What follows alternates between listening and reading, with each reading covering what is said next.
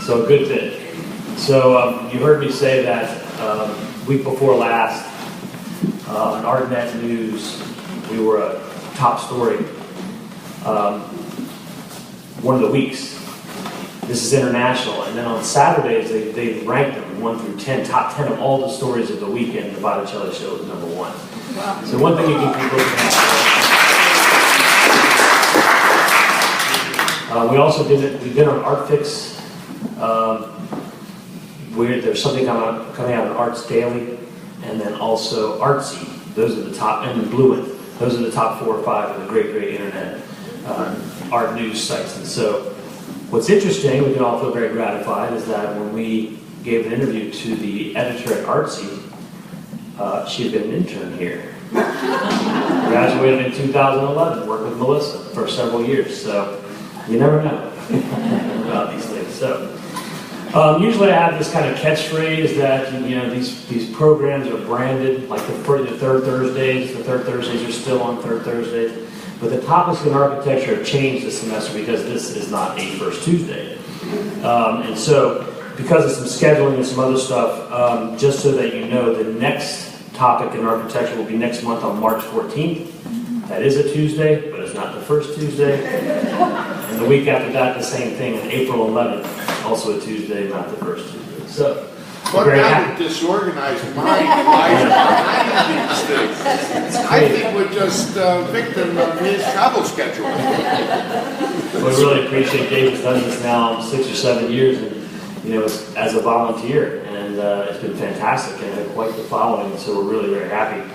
As you all know, the MCV Foundation and VCU Health underwrites this series of programs. We really do appreciate that.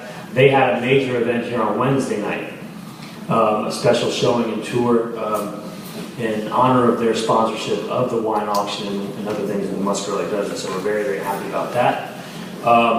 So come this Thursday, so you get double treat. This Thursday is the first third Thursday, where John Spike will talk about some guy named Alessandro Filippelli. I'm sick of hearing him talk about that. If you don't know who Alessandro Filippelli is, that'd be Botticelli. So, tonight, David's going to talk about precedents and invention in Renaissance architecture. So please join me in welcoming him.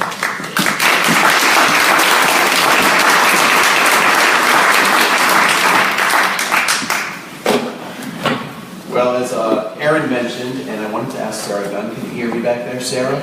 All right, good.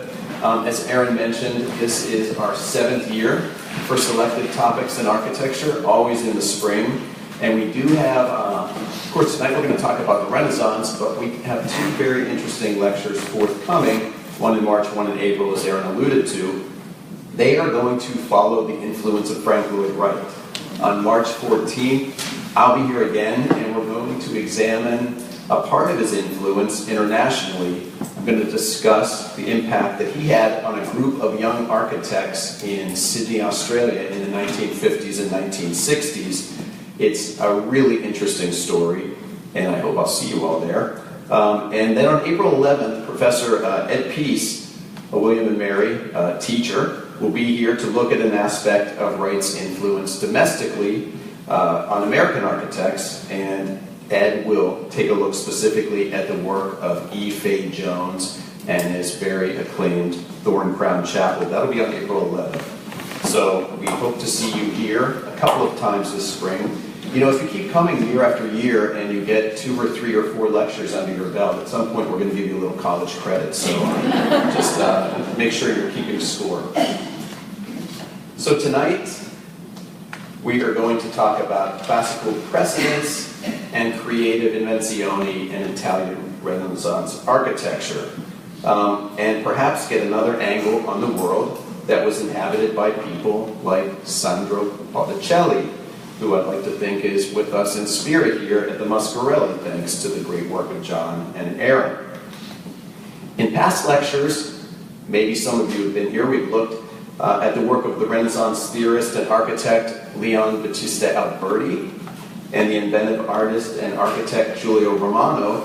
But tonight we're going to be a bit more academic. I know you can all do it. Tonight we're going to examine the evolution of the use of rustication in Renaissance architecture. So in a few minutes, we'll spend some time unpacking just exactly what I mean by the term rustication. But first, I thought it would be important for us to quickly review some of the fundamental tenets of Renaissance architecture as it developed in the 15th century. So this looks familiar, I think. The 15th century in Europe, as we all know, was marked by an expanding appetite for knowledge and a desire to broadly understand and establish the precedents to modernity. So in architecture, this meant a close examination of antiquity and the technical and artistic accomplishments of both the Roman Empire and the Roman Republic. Among the educated, there was this growing reverence for both the architectural patrimony that had survived through the centuries across the Italian peninsula, but there was also a recognition of the importance of the architectural treatise that was written by Vitruvius. So, defining just for a minute what the term Renaissance means in the context of architecture. It means a couple of things. It means a recognition of the huge cultural and architectural legacy. It's a celebration of a glorious past. There was really this rising up of pride across the Italian peninsula. It's a reconstruction of outstanding methods. The Romans were unbelievable engineers. And it was an obedience to a set of classical guidelines, as I mentioned, outlined by Vitruvius. So how did 15th century architects become aware of ancient architectural practices? Well, it was all around them. There were ruins in the countryside, there were ruins in the cities, and most particularly, there were ruins, as we see here, in the city of Rome. And Rome, by the way, just like with us, Rome was where every budding architect came to study the ways of classical architecture. So architects and artists are regularly traveling to Rome in the 15th century to take stock of the architectural trove of antiquity that existed.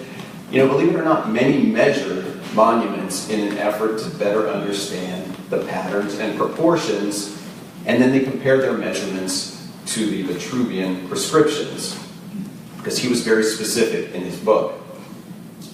In general, though, effective studies could only be performed on artifacts that were still in existence. And so these were some of the regular destinations: the Pantheon, the Colosseum, remnants of the Roman Forum that we just looked at. These represented some of the most available and most studied of the ancient monuments, but there really were many other sites that were regularly visited. This is the Temple of Vesta in Tivoli, which I'm sure some of you have seen.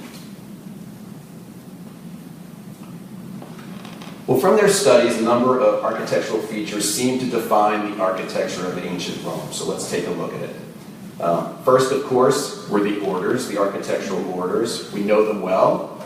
The Doric, the Doric, the Ionic, the Corinthian, all having been explicitly defined and described by Vitruvius. And the orders, according to Vitruvius, were pieced in part to a vast architectural organizational scheme, and he goes into great detail about it. That's architraves and pediments and bases and pedestals and many other features. But beyond the orders, there were special features of ancient Roman architecture that separated it from ancient Greek architecture. And this was really in the realm of engineering. Most notably, things like the arch and the vault and the dome, all legacies of Roman engineering. So with many examples from which to draw, Italian Renaissance architects began to pay tribute to their architectural heritage in a resurrection of ancient building patterns. That's really what the Renaissance is. What I want to do tonight, however, is to investigate another variation in Renaissance architecture, rustication, as I mentioned. We're going to trace its roots. We're going to develop an understanding of how it became so widely used. So what do I mean by rustication? I'm going to give you an official definition from the internet because that is the source of all important information. In classical architecture, rustication is a range of masonry techniques giving visible surfaces a finish that contrasts in texture with smoothly finished masonry surfaces.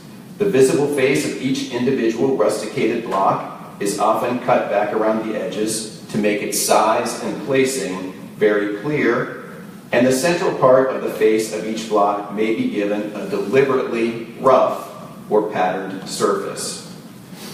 Well, interestingly, despite the abundance of all'antica remnants in and around Rome that highlighted the architectural features we've just examined on the preceding slides, examples of rustication were limited. There are a large number of prints and drawings of the ancient monuments that were made by the artists and architects of the 15th and 16th centuries, but really in those drawings there is a very small number of images that incorporate any representations of rustication, and I think that is an additional suggestion of just how rare rustication was.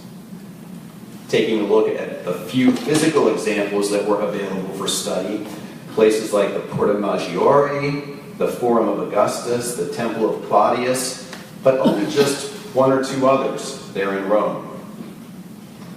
And then, of course, in addition to the lack of physical examples, rustication also lacked theoretical support in the architectural treatises that were consulted by Renaissance architects. So since the only documented examples of rustication appeared after his death, Vitruvius didn't include it in his book, De Architectura, and following the lead of Vitruvius, because that's really what Alberti did, and he sort of modeled his own treatise on the Vitruvian text, Alberti omitted any discussion of rustication in his book, De Re Edificatoria. This is more like what they were talking about in those two treatises. The general direction of architectural thinking in the mid-15th century was this very pure look. These are two really great panels. There's a series of these. They're called the Ideal City panels, and they were created for the Duke of Urbino, Federico da Montefeltro, most likely in the 1480s. The artists aren't known with certainty, but what these panels represent are the clean lines and forms of architecture, with all of the appropriate references to antiquity that one would expect in a world of architecture that was rational and that followed the teachings of the scholar Alberti and his predecessor Vitruvius.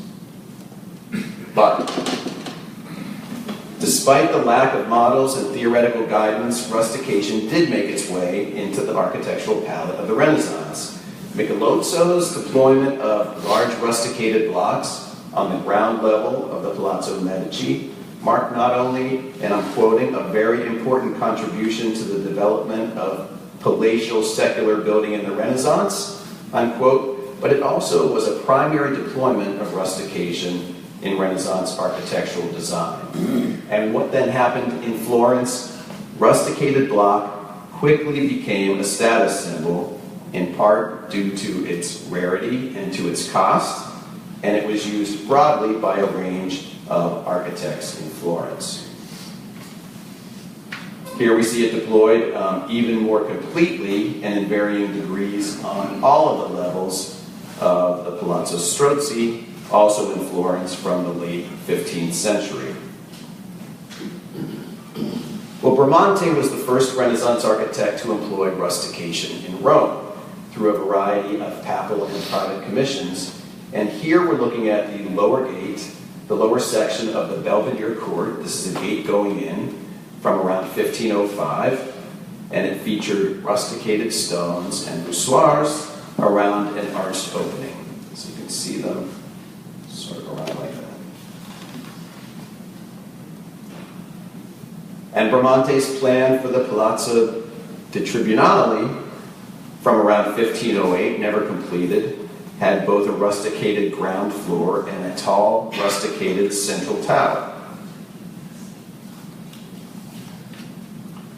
But the most influential of Bramante's projects to incorporate rustication was the Palazzo Caprini from 1510, which for the first time in a Roman palace married a fully rusticated ground floor with a classical architectural arrangement on a piano nobile. And in a further innovation, Bramante sort of resurrected an ancient art of the Romans. He used a stucco coating over brick for his ground level rustication rather than actual stones. So this is really all just theater. These are not stones. Interestingly, Bramante also used the Doric order on the piano nobile. The Doric would typically be more of a ground floor order. And so we have Bramante, who's usually working in these types of pure forms, adding rustication to his palette. This is his drawing, I think, by Serlio, a sort of a replica of his dome for the Vatican, which was not built. We all know Michelangelo's dome actually finally was the prize. And then, of course, at San Pietro in Montorio, Bramante's incredibly classic and classical Tempietto, that tiny little chapel. Well, Raphael was a relative and a disciple of Bramante, and he arrived in Rome in 1508 and was immediately employed by Pope Julius II to decorate the papal apartments known as the Vatican Stanza. Many of you have probably been there. And he decorated them with a series of frescoes. And it's been suggested by a scholar, I think it's a really interesting reading, that in the frescoes, Raphael basically created an encyclopedia of the orders. And so as you go from room to room, this particular scholar has laid out which orders are in which of the frescoes and paintings. But importantly, he acknowledged the importance of rustication when he incorporated 2 rusticated columns in the Liberation of St. Peter. Remember, where we're coming from is no rustication in Vitruvius, no rustication in Alberti, just a couple of rustication examples, even in that crazy place called Rome, where there was so much of antiquity spread around. So, if you take a look at these 2 columns, we're beginning to see something that's a little bit different, right?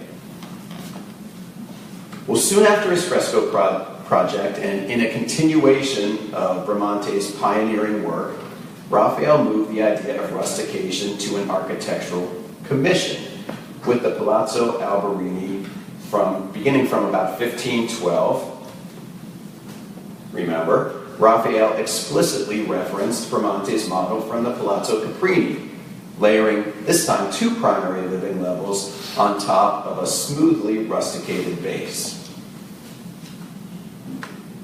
And then Raphael used a rusticated base again at the Palazzo Jacopo da Brescia from about 1515, although with some modifications in the style. Here he's running the rustication in string courses along the ground floor. Well, Raphael's contribution to the use of rustication was much more significant than simply following the course initiated by Bramante. In his early project for the Villa Madama, some of us visited there with the Muscarelle a few years back, this plan from 1518, a second strain of important Renaissance-era rustication emerged. In his plan, Raphael introduced the concept of rustication as an architectural accent, here with 2 distinctive moves. So let's look at them. First, across the smoothly surfaced ground level, Raphael proposed a sequence of 10 windows offset with bold rusticated stonework. The contrast between that smooth facade that they sat on and the rusticated window frames was significant. It was a departure and it was highly decorative. But second, and even more inventive than the window outlines, I'm going to move over to this port, he included a pair of rusticated columns that flanked the entrance in the center of the main facade. So, you can see it better than I can see it here. These columns were vertically fragmented with drums alternating between narrow and broad presentations. I hope you can see them right in here. And represented the first time rusticated orders. So now we're looking at a column. This is an order. the first time rusticated orders were incorporated into modern architecture, we can think back to that fresco by Raphael with those two columns that were in that painting, The Liberation of St. Peter. Looking at it just a little bit more closely, I blew up that central part. Well, Raphael had a deep knowledge of the architectural legacy of ancient Rome, and here's why.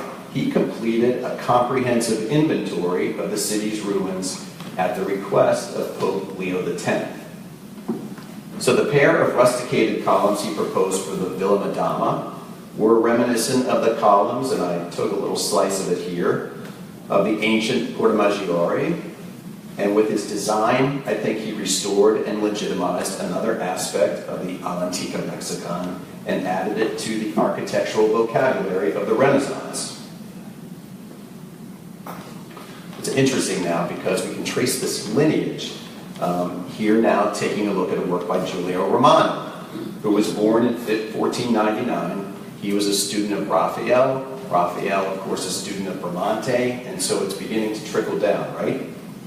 Well, he worked together with his master, Raphael, on a number of projects, including the Villa Madama, the Palazzo Alberini, and the Vatican Stanza. He departed for Mantua in 1524, but before he left, he designed several projects in Rome that indicated the influence of both Raphael and Bramante on his architectural direction.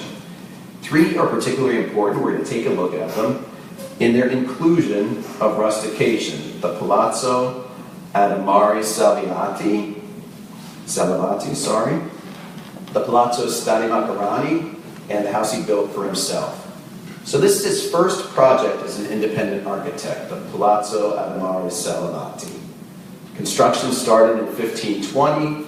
Only the ground floor was completed before Giulio left for Mantua in 1524.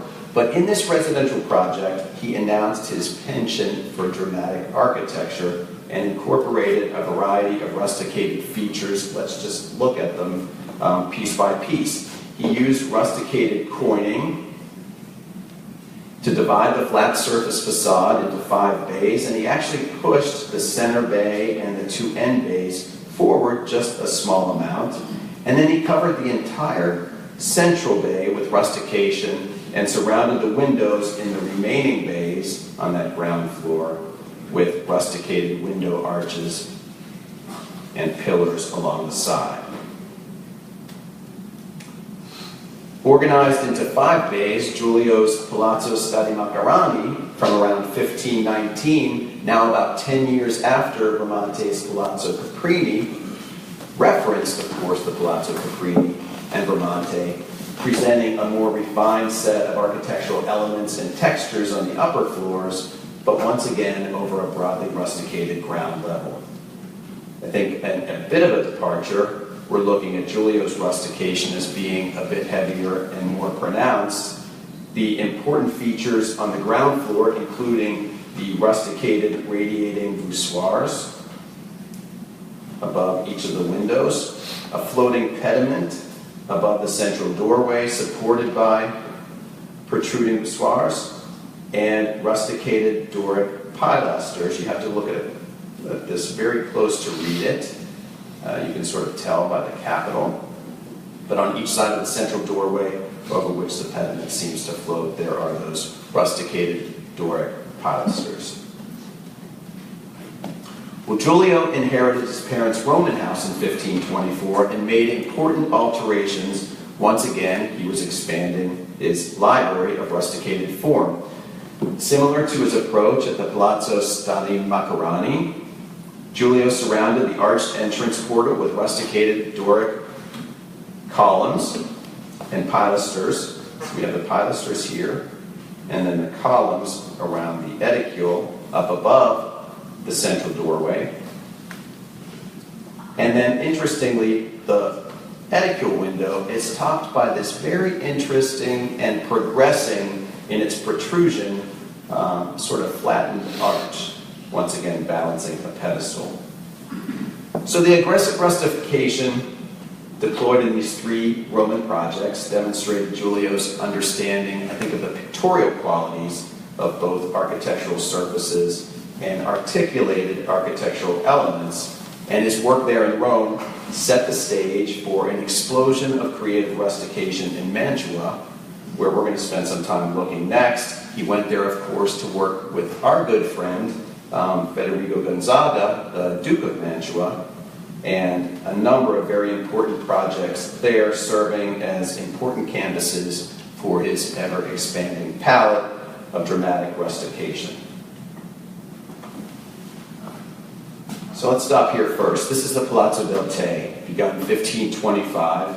It is definitely the most important of Giulio's Mantua projects, perhaps the most important work in his entire body of work. And if any of you came to one of the lectures I did several years ago, we actually spent quite a bit of time talking about this particular facility, and we'll spend some time doing it again tonight as well.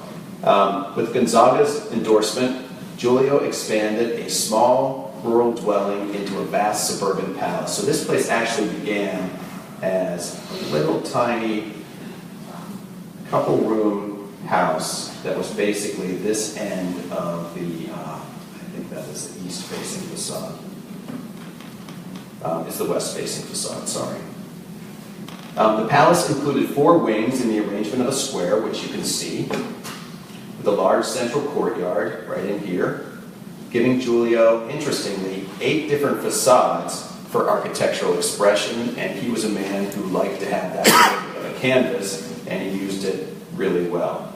He covered 7 of the facades with highly articulated stone patterning. He interwove varying degrees of rustication all across it and overlaid the patterned surfaces with large, smoothly finished pilasters and attached columns that broke each facade into a series of bays. So the outside facades are broken up by pilasters, and the inside facades are broken up with columns, as you can see here. So let's take a look here. Giulio's stone patterning is in reality a surface treatment of articulated stucco, something he may well have learned from Bramante. But it's a treatment that reads as courses of genuine stone. His arrangement is novel in a number of ways. Each artificial stone has its own physicality, isolated from other stones by wide mortar joints, and different in both size and type of finish. Some stones are smooth, so we see a number of smooth stones, but some stones have a much more rough surface, and of course, the reality is that none of these are stones at all, but just stucco representations of stones. Take a look at it in color. That's how it looked in November when I was there. A little bit of a close-up. You can pay attention to that very famous series of slipped triglyphs. Like it's falling down there. Dave. Yes, it's this would be one of his little caprices, I think we can say, that he liked to do. Another one being this split in the pediment. Always a little trickery going on with Giulio at the Palazzo del Te. The roughest stones, I think you will agree, serve as focal points on the facade, often highlighting the top of an arch or a scroll bracket, or pointing things out like this slit triglyph. Look, sort of underlined by that rough stone. The triple arched loggias of the exterior facade of the north wing and the courtyard facades of the north and south wings are made prominent through the use of rusticated pillars and arches. And the radiating voussoirs include stretched keystones that extend both above the arch and a little bit down below the plane of the arch. And the large main level windows of the exterior facade are surrounded by rusticated stones and topped with radiating voussoirs as well that are rusticated. I think perhaps, I'm not sure if we spent time talking about this the last time we visited Palazzo del Te, but I think one of the most interesting features are the rusticated columns in the interior of the entrance loggia that supports a barrel vault. These columns are set upon square plinths of rough stones, so you can see those square plinths right there, have shafts that are rough and unfinished, as though they had just come from the quarry and had not been touched yet by the hands of a stonemason. So all across here, Giulio is creating a tension between the finished and the unfinished at the Palazzo Te. I think really contrast being the central theme.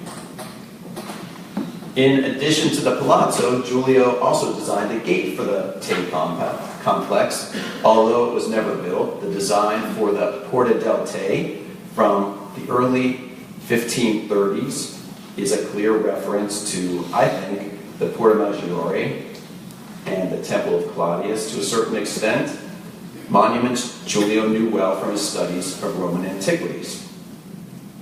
So the Porta del Te is a reinterpretation of a triumphal arch. 1, 2, 3, the typical 3 of a triumphal arch, incorporating here an abundance of unfinished stonework that punctuates the attic and the Doric columns and pilasters of the central portal, and the 2 side niches, and is fully represented, this rustication, in the voussoirs of the arches. The plan is noted, and I'm going to quote once again here, as a mixture of sharp and delicate effects obtained through the free assimilation of themes from the antique. So that's interesting, and serves as a further endorsement, I believe, of rustication as a central theme in Giulio's approach to architecture. His most expressive work for Gonzaga was a structure he designed for the Palazzo Ducale complex in the city of Mantua. And I have to tell you, if you've not been to Mantua, as many of my friends here at the Muscarelle know, I was just there recently in November as a little side trip, and it is a destination. Put it on your list, and when you go not only to the Palazzo del Te, but go to the Palazzo Ducale, because a lot of important things happened here during the reign of the Gonzagas. So on the grounds of the palace, Giulio built this pavilion called the Estivale, which was a terrace for performances and tournaments. So he built, this is sort of a bridge he built between 2 wings, and then he worked on the facades that faced into this courtyard of the 2 pre-existing wings. This particular facade, though, is broken into 7 bays, as you can see, and is partially derivative of the Palazzo Caprini and Giulio's own Roman work, the Palazzo Stati Macarani. But I think it makes a couple of substantial departures from those earlier works. We'll talk about them in a minute, but most of them are taking place on this highly rusticated piano nobile. So this is a picture that I took when I was in Mantua in November. This is one of the side wings, but the articulation on the side wing. And here again, Giulio's loggia arches on the ground level are surrounded by rusticated pillars and radiating voussoirs, central keystones pushing up into that small little entablature, and down below, ever so slightly, the curve of the arch, and protruding forward just a little more boldly than the other voussoirs. If you look on the far wing, you can see wedged between the voussoirs are some rusticated brackets. You can actually see these on both, supporting that thin string course, and also a podium surmounted by, on all of the facades, this set of spiraling Doric columns. Now, on the piano nobile, the spiraling columns separate the bays, and each bay incorporates a rectangular window in that new wing, and you can see that there are a number of protruding stones coming up each side of these windows. Very interesting, very similar to what we've seen at Palazzo Te. At his own house in Mantua from around 1540, Giulio again delivered a fully rusticated facade. This time he has his piano nobile separated from the ground level by a thin string course, so you can sort of see it running along and punching up over that central doorway, almost central. Interesting that it's 8 bays and not 9 or not 7, so he has this door sort of off-center ever so slightly. The bossing of the stones on the ground level is generally a bit more pronounced than it is on the stones of the piano nobile, but the facade rustication here is comprehensive. He's doing it all over the facade. The 7 bays of the piano nobile are interestingly characterized by these recessed arches into which Giulio puts a window frame and a pediment. So they're sort of sunk in there. That's a new approach as well. I think fairly can be considered a way of rustication. Here's another photo of that house from the other angle. I took this in November. One more a little washed out, a little bit more of a head-on view. Giulio was the most prolific practitioner in the art of rustication in the early 15th century, 16th century, and the breadth of his work served as a physical vocabulary of the possible. And with a creative need to break free of the confining rules of classicism in the High Renaissance, he embraced rustication as a means through which he could channel his considerable artistic energy. Now, I showed you some of the outside facades of the Palazzo Te. He also decorated with painting and sculpture and frescoes the inside, which is a tour de force that makes the outside look like he did it half asleep. Really worth visiting and walking around those rooms. So Giulio's impact was immense, but others like Michele Seneschalli and Jacopo Sansovino also contributed to the development of the iconography of rustication. And we'll take a look just very briefly at a few of San Michelle's Verona projects. Here, the Palazzo Bevilacqua. You can see this rustication in these pilasters on the ground floor. Here, also in Verona, the Palazzo Canossa. Once again, a ground floor and a small attic level of the ground floor, steeped in rustication. And then the Porta Nuova, from 1533 to about 1540, each of these serving as credible endorsements of the concept of rustication. And we're building here because it's finally going to get to the books. But we're going to take a quick, brief detour to take a look at Sansovino and his project for the Venetian Mint, which would have a very profound impact.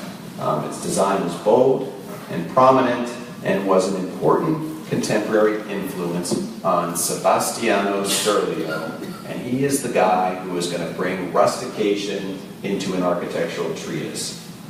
But let's just unpack for a minute Sansovino. Born in Florence, spent the early part of his career there and in Rome, where he knew many of the brightest luminaries of the High Renaissance, including Bramante and Raphael. He began to work as an architect while he was in the ancient capital, but he fled to Venice after the sack of Rome in 1527. And when he arrived there, he was warmly greeted and immediately found work restoring the domes of the Basilica of St. Mark. Well, 2 years later, after seemingly having done a pretty decent job, he was hired by the procurators of St. Mark's as their architect. And this was really, as Muscarelle group also recently took a trip to Venice, and we were in the most serene republic for a while, but this was an ideal time for the talented Sansovino to be in Venice. The Peace of Bologna in 1529 had ended the war against the allied enemies of the papacy, France, and the Holy Roman Empire, and marked the beginning of that long period of Venetian prosperity and that most serene republic. Aspirations were very high, and architects were encouraged to follow the path of Rome and to flaunt their knowledge of Vitruvian grammar and classical motifs. And Sansovino's intensive studies of the ancient ruins of Rome and his knowledge of modern Roman projects by Bramante and others positioned him very well to transport that all'antica style to Venice, and that's what he did. So if we look at the Piazza San Marco today as something very grand, but when Sansovino arrived there in 1527, that was not what it was. The procurators of St. Mark's were responsible for many buildings around the Piazza San Marco, one of the most important civic, ceremonial, and commercial places in all of Venice even then. Well, Sansovino proposed and executed a sequence of projects around the square that in total, I think, represented one of the most ambitious programs of urban renewal in 16th century Italy. Over the course of several decades, his widely acclaimed work for the procurators included the relocation of many stalls and shops, all in here, and actually out here. Of many stalls and shops, the enlargement of the square, both here, and a series of new buildings that included both the Loggia, which you can't see because it sits right in front of the replacement tower, and eventually the Library of St. Mark's, which we will see right here. It's actually this building facing onto the piazza.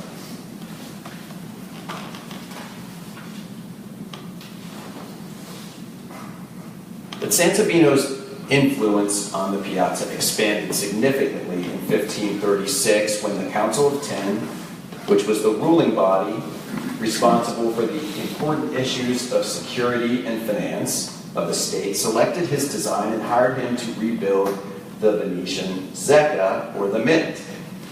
The new mint was not only intended to improve production, the minting of coins, but also to be an expression of the strength of the Venetian economy. And so Sansovino's design for the mint facade was a billboard of strength and security. I think you'll agree with me on that. Executed in an aggressive marriage of local building conventions, but also that all'antica Roman vocabulary, and featuring a variety of rusticated ornamentation and protruding architectural elements. Now, Sansovino's mint, as it was originally built, was only 2 levels. Third level was added later, but this fully rusticated 9-bay design featured a ground level arcade and a piano nobile executed in the Doric order. Now, interestingly, the building is strikingly similar to one in the background of Baldassare Peruzzi's fresco of the Presentation of the Virgin in the temple in Santa Maria della Pace in Rome, suggesting perhaps the influence of it on Sansovino's design. We'll take a closer look right here. So remember, this floor didn't exist, but there are some interesting parallels. The ground level rustication resembles many of the buildings that had already been constructed by Giulio Romano and others, but the piano nobile, I think, represents a more interesting arrangement. Look at these heavy lintels over the windows that are pushed forward from the facade, and the Doric columns that are separating each of the bays, heavily rusticated with these banded features running up and down, recalling, I think, work by Giulio, and likely also referencing the Porta Maggiore in Rome. So here's what Vasari had to say on the mint, and listen to what he says. He marked it as entirely in the most beautiful rusticated order. Someone's using the word rustication, which, never having been seen in the city before, considerably amazed the inhabitants. And in fact, the deftly rusticated harmony of the facade may well have been one of the final inspirations for Sansovino's friend and fellow Venetian Sebastiano Serlio before he began publishing his treatise. And we're going to end by just taking a quick look at that treatise. Well, Serlio clearly had a deep interest in the development of rustication during the Italian Renaissance. Despite that ever-expanding set of modern deployments of prominent architectural rustication as a concept, it hadn't yet been addressed in an academic sense until he, Serlio, focused on it. He was born in Bologna in 1475, went to Rome in 1514, where he worked with Baldassare Peruzzi, the painting we just looked at. After the sack of Rome, he moved to Venice and began to work on this very broad architectural treatise. And in 1537, he initiated publication of that treatise with the release of its first text, get this, Book 4. So his first text is Book 4, which focused then on the architectural orders. So it's il terzo libro. And he opened book 4 by outlining the contents of the 7 books he eventually intended to include in his book, and then moved to an introduction of his discourse on the orders with a statement that I think is both organizational and revolutionary, and now I'm quoting from Serlio. Now, in order to proceed in a more logical manner, I shall start from the strongest and least ornate order, that is the Tuscan, which is the most rustic, the strongest, and of the least delicacy or gracefulness. So 2 items are of great importance in this passage. First, Serlio unveils a major deviation from both Vitruvius and Alberti by adding the Tuscan to his formal grouping of the architectural orders. That's new. Second, he essentially creates a new architectural term, rustico, and begins to give it meaning in the architectural sense.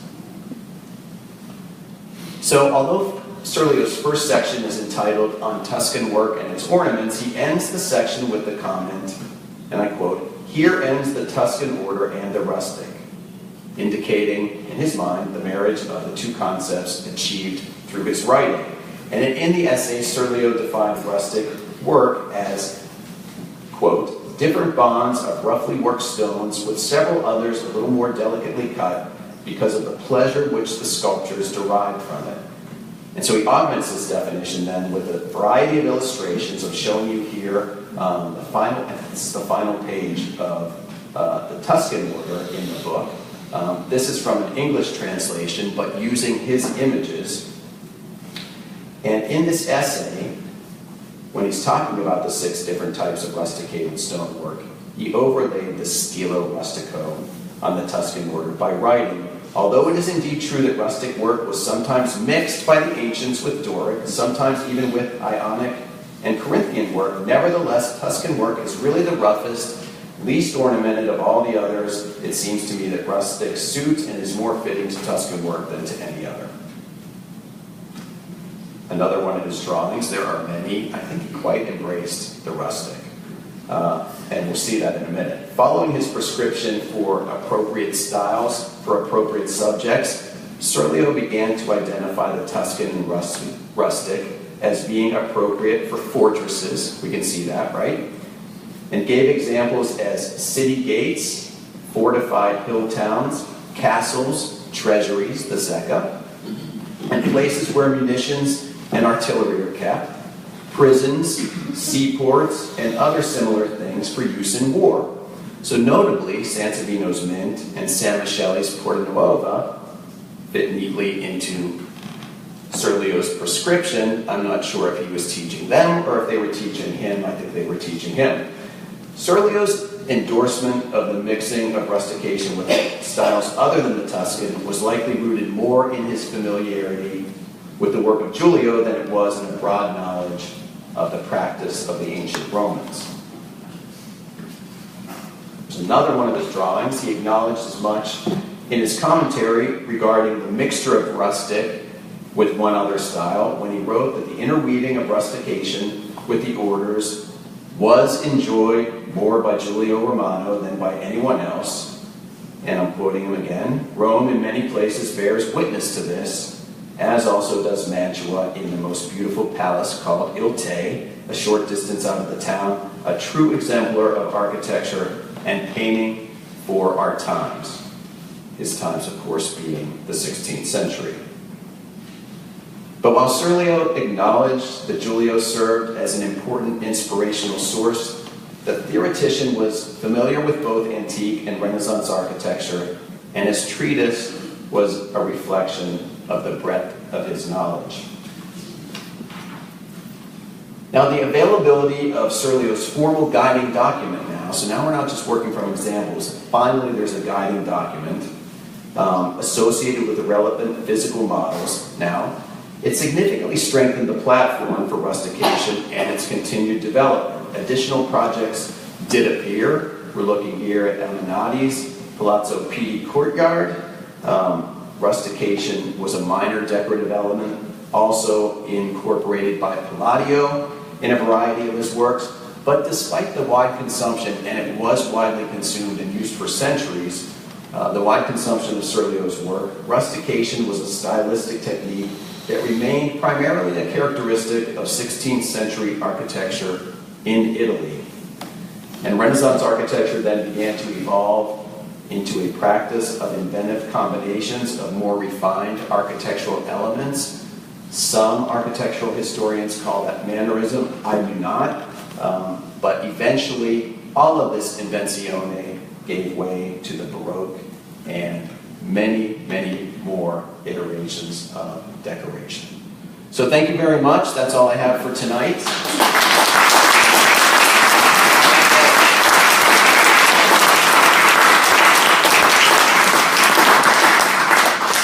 Don't want to embarrass anybody, but I think we have time for one or two questions. If there are any, or someone can come and talk to me on the side if you want a little bit more specific of an answer. Any questions at all? Yes, in the back. I noticed in the Palazzo photographs that you were taking, there almost seemed to be some kind of pastel colors on them, which I didn't notice in a lot of the others. Is that uncommon? So that was in the Estivale. That was in the Estivale at the Palazzo Ducale. Yes. So I did not do my research to find out if that was the color scheme that was used originally. That is the color scheme that adorns it currently. The reason why I ran that photo in color, though, is because it helps to pick out. It's better than me coloring in all the architectural features. It helps to pick out the different things that we were talking about. It really is beautiful, though, I will tell you. It reminds me of Parma. I mean, the way the colors of the buildings. Right. Absolutely. Yes? Is there anything available in the literature to suggest how the citizens reacted to these, I'd call them dramatic changes in architecture, just as happens in a city like ours when some creative piece is done? As times changed, or was everybody happy? Well, I think one thing to remember is we're talking about a society that's a little bit different from what we have today, right? A number of people in those societies weren't really welcomed to comment, right? So we have the wealthy, we have the royalty making decisions on their own homes, on their own palaces, but many other people aren't really involved in that conversation. What we do know is that immediately in Florence, this idea of rustication took hold. You know, Florence at that point in time is almost it's transmogrifying from, did we used to have castles and fortresses? Maybe, of course, Florence was a little bit more urban, but there was this sort of protective element, and the expression that this rustication gave of protection was significant, right? You're now having a palace and not a castle. It's a little bit different. It became very popular. And I think as well, because you'll see it in a number of different places in Rome, small iterations or larger iterations, it took hold quite well in Rome, and I think was popular more than it was unpopular. John? No, as a further example to what you said, as you pointed out, Serlio says and has these qualities of fortifications and gates and so forth. He is summing up what's already happened. And in fact, we showed the Amanati courtyard for Palazzo Pitti. On the other side of the Palazzo Pitti, how do you do that? On the other side, we have the front part that was done by Brunelleschi, later expanded. And here is a comment that was made at the time. Because the Pitti, the poor Pitti, a moment of silence for the sad Pitti who thought they would build this palace and demonstrate that they were the true rivals to Cosimo de' Medici. Well, I mean, basically ran out of town on pikes for the wondery of having such powerful rustication in front. It was commented at the time that they made it look like a fortress because they were going to be the resistance against the Medici. Good, thank you. Thank you very much. Oh, one more, just one more. Just as a aside, might the inspiration for the technique of rustication come from the perhaps reducing the cost and increasing the speed of construction? I actually don't think, in everything that I've read, that has not been the rationale behind it all. In fact, I think you can make the argument that from a construction perspective, sometimes it was a little bit more complicated. I mean, you're not necessarily finally finishing a stone like a stonemason would, but at the same time, you're sort of activating it, because these, in many instances, aren't just rough stones that are dragged up from the river or chopped off of the mountain. They are stones that are carefully carved and fit, made to look like they're tough and rough. Yes? Serlio's influence went as far as France. Serlio's influence did go as far as France, and it went as far as Britain, too. The book went on and on and on, and I think continues to be something that is studied by architecture students now. So yes, a long influence on Serlio's book. All right, thank you very much.